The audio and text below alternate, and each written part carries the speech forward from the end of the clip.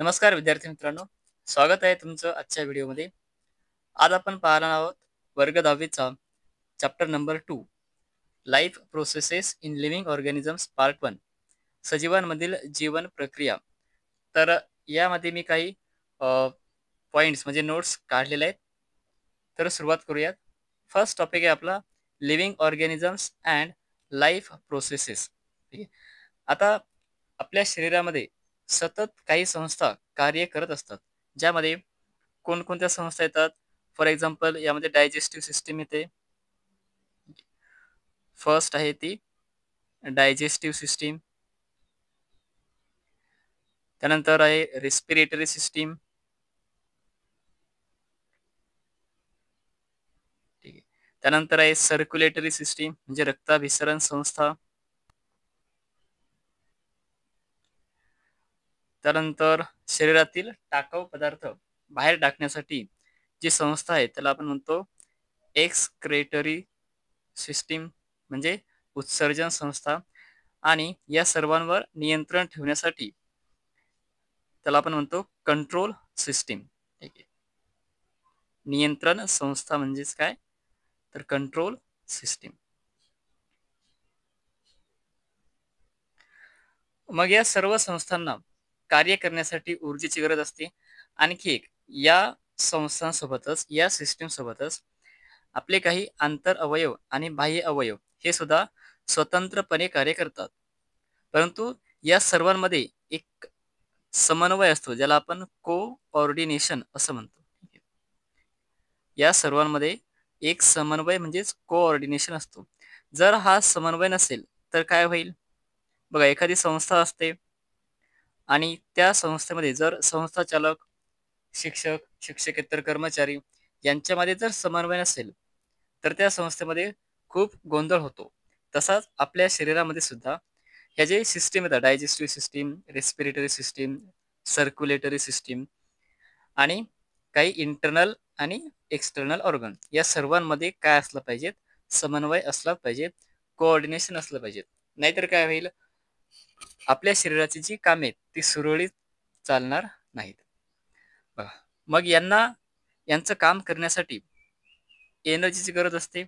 They need energy. ठीक आहे. मग सोर्सेस ऑफ एनर्जी कोणकोणते? तर यामध्ये there are main 3 types of sources of energy. It is carbohydrates, lipids, lipids किंवा ज्याला आपण फॅट्स असे म्हणतो, अँड प्रोटीन्स. ठीक आहे. Carbohydrates, fats, comma lipids.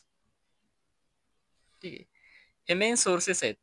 आणि यापासून एनर्जी जी मिळते ती कशामध्ये मिळते? यापासून एनर्जी किंवा ऊर्जा जी तयार होते ती होते मायटोकॉन्ड्रियामध्ये.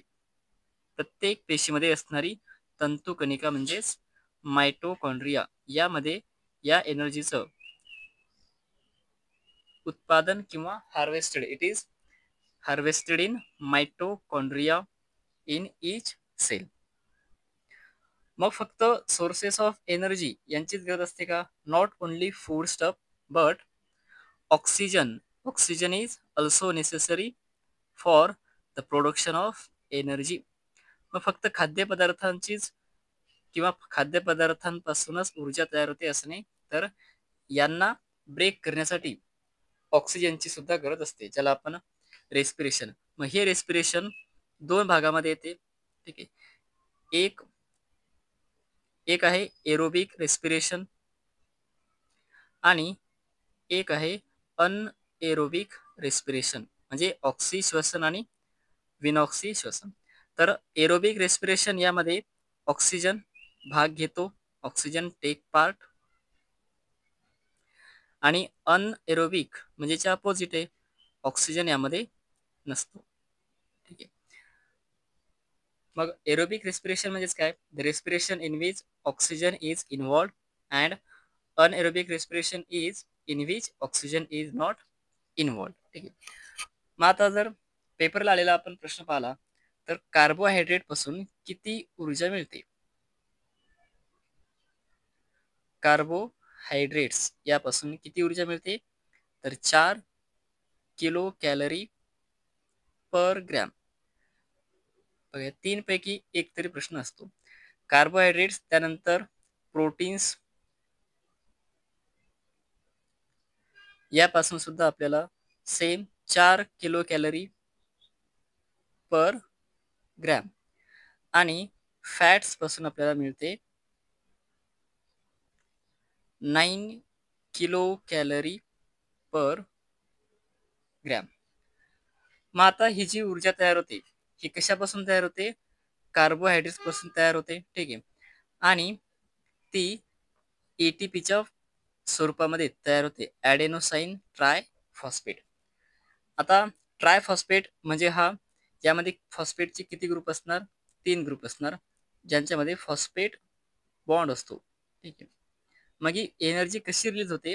जेव्हा यामधील बॉन्ड ब्रेक होतो तेव्हा जशी शरीराला गरज असेल, as per the need, the bond breaks between the phosphate group and energy is release. ठीक आहे. आता आपण यावरील बघूयात पॉइंट्स.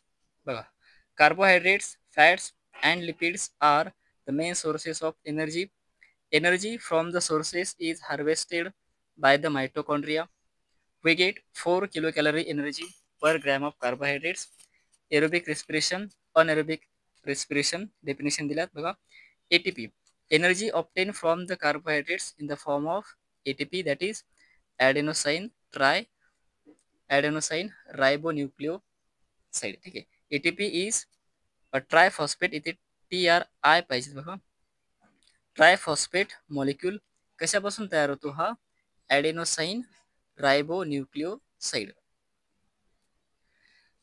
त्यानंतर ATP full form adenosine triphosphate. It is energy rich molecule and the energy is stored in phosphate bonds. It contains a nitrogenous compound. यामध्ये कोणता असतो? ॲडेनाइन. त्यानंतर पेंटोज शुगर, ज्याला आपण म्हणतो रायबोज. बघितलं, पेंटोज शुगर आहे रायबोज, आणि याला आपण काय म्हणतो? Energy currency. हा क्वेश्चन पेपरला आलेला आहे. ATP is also non as energy currency, म्हणजेच ऊर्जेचे चलन. धन्यवाद.